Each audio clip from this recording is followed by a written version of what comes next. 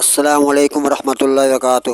ناظرین، آج ہم نے سورۃ النساء 122 سے لے کر 125 کی آیت مبارکہ کا ترجمہ تشریح مختصرا کریں گے۔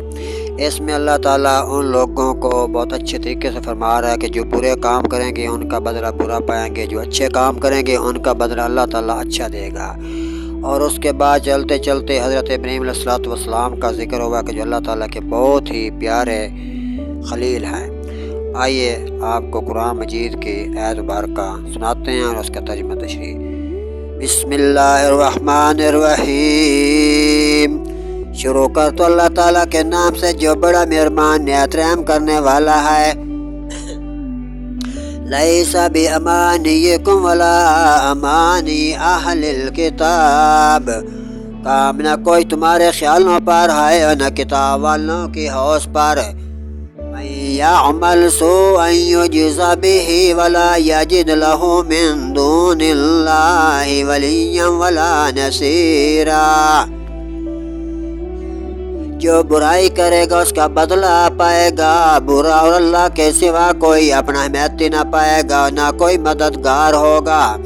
وَمَن يَعْمَلْ مِنَ الصَّالِحَاتِ مِنْ ذَكَرٍ أَوْ أُنثىٰ۔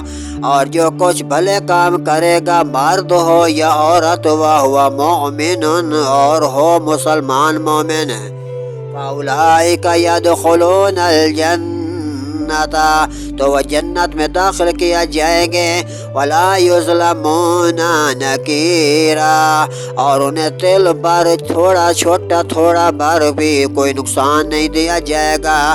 وَمَنْ أَحْسَنُ دِينًا مِّمَّنْ أَسْلَمَ وَجْهَهُ لِلَّهِ وَهُوَ مُحْسِنٌ وَاتَّبَعَ مِلَّةَ إِبْرَاهِيمَ حَنِيفًا۔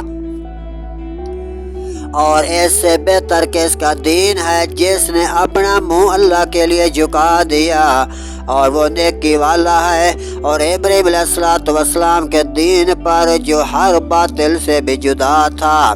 وَاتَّخَذَ اللَّهُ إِبْرَاهِيمَ خَلِيلًا اور اللہ نے ابراہیم علیہ السلام کو اپنا بہت گہرا دوست بنایا۔ صدق اللہ العظیم۔